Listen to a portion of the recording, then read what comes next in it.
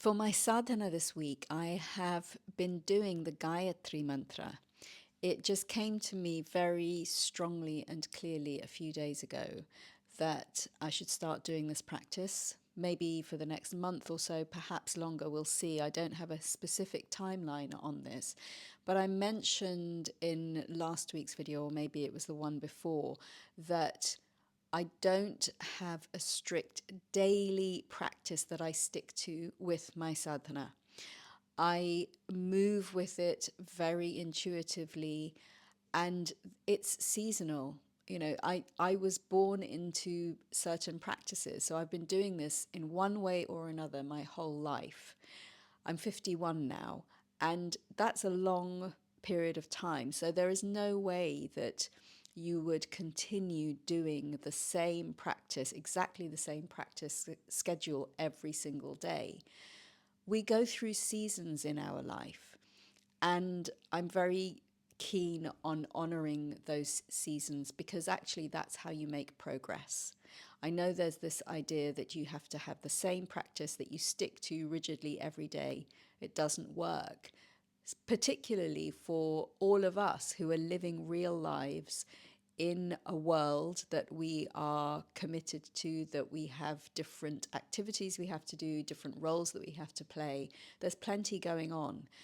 And we evolve through all of our life experiences. Therefore, at different points in our life, we need different sadhana support.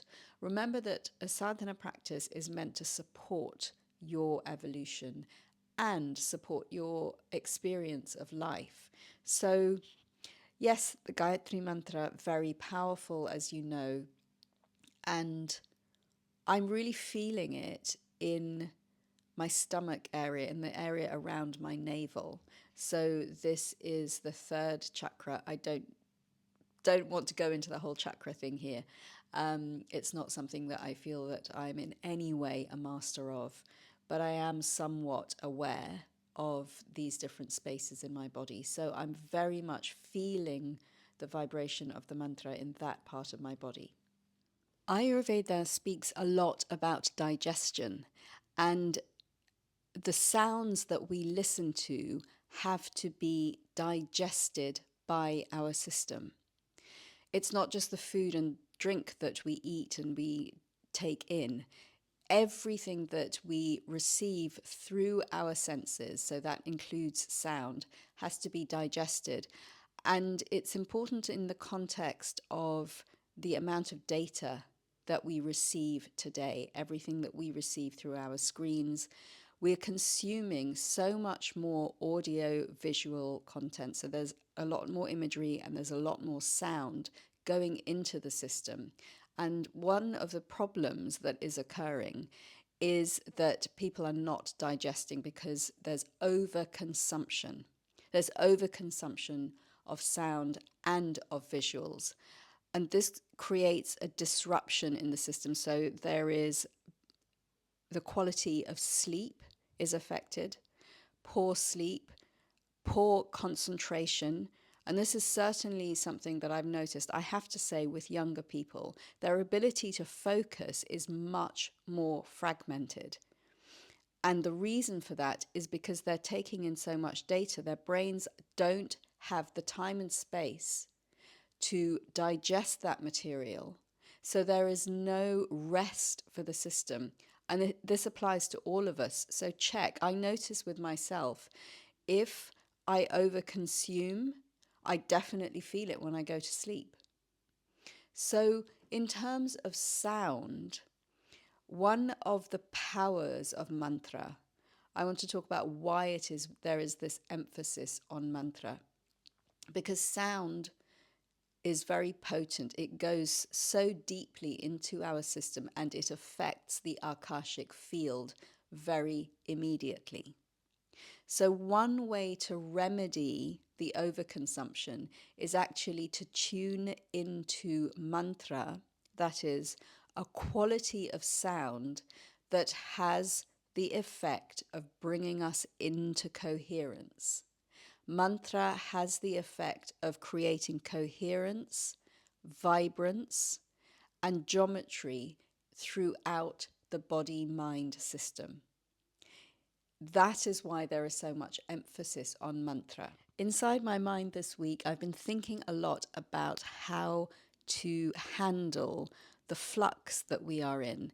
In my own system, I notice that worry comes up. I can feel very jangled and overwhelmed with grief if I think too hard about all of the challenges that the world is facing right now. And yesterday, I went to a talk by the fantastic author, writer, Amitav Ghosh. It was a really profoundly moving and educating for me. I learned a lot from listening to him, not just from what he said, not just from the words that he spoke, but from his way of being.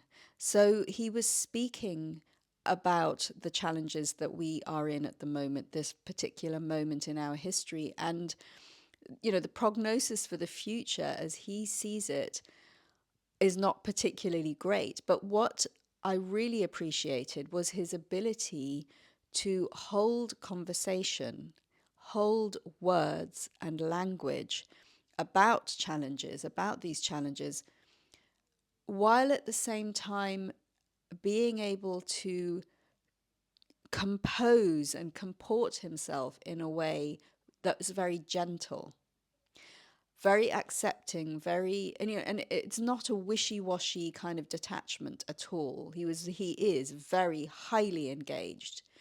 But I did notice that there seemed to be an ability to have a certain distance and a power of observation. And I noticed this with people who travel, not for tourism, but out of deep interest and a wish to experience humanity, a wish to experience shared humanity, and this genuine, deep, profound interest in other people, in people, in our shared humanity. So I found that a real tonic, and it's definitely something that I'm going to embrace and attempt to integrate for myself, is rather than being overwhelmed with grief, can I hold a space in myself? Can I comport myself in such a way where I'm still able to observe clearly and unflinchingly without damaging my heart and without damaging my own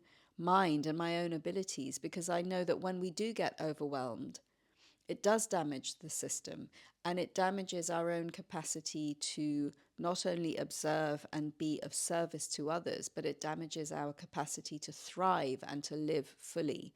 I actually think that that's one of the challenges of our time, right? That our inner space is being overwhelmed. And when we're in that state of overwhelm, it's very hard to reach out and to meet the needs of our time. So as I'm thinking about it now, I realize that actually the gift of listening to Amitav yesterday is about both my personal well-being and thriving, but it's also about supporting my ability to continue to engage well with this moment.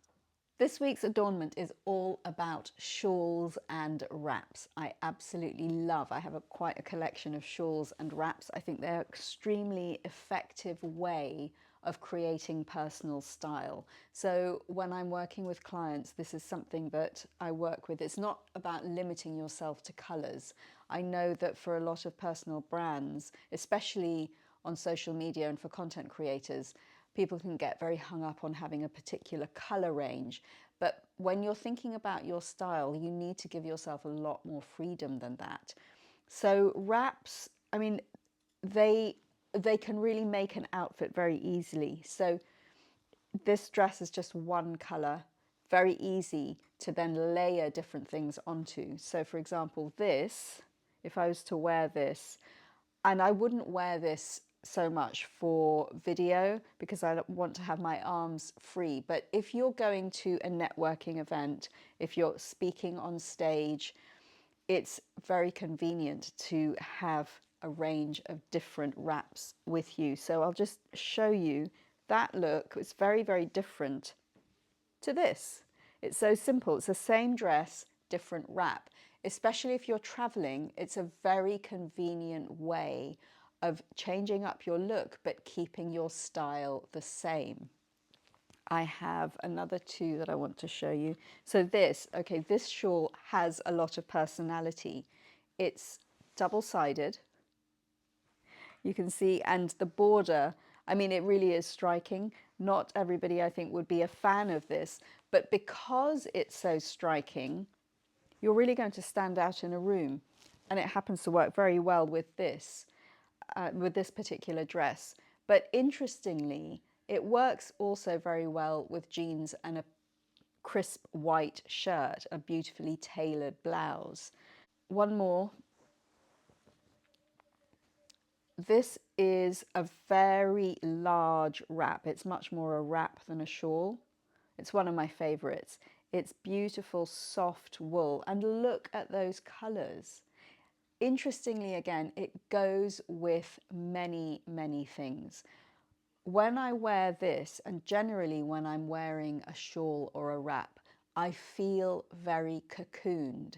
And that's one of the reasons that I like having it as part of my personal style, because the cocooning I feel at the level of my Akashic field. This is another example of how the Akashic field is deliberately impacted, is very immediately impacted by something physical. So when I wear a shawl or wrap and go out into a networking event, I feel cocooned in my own space. I'm held in my own space. And that makes me much more effective when I'm interacting with people.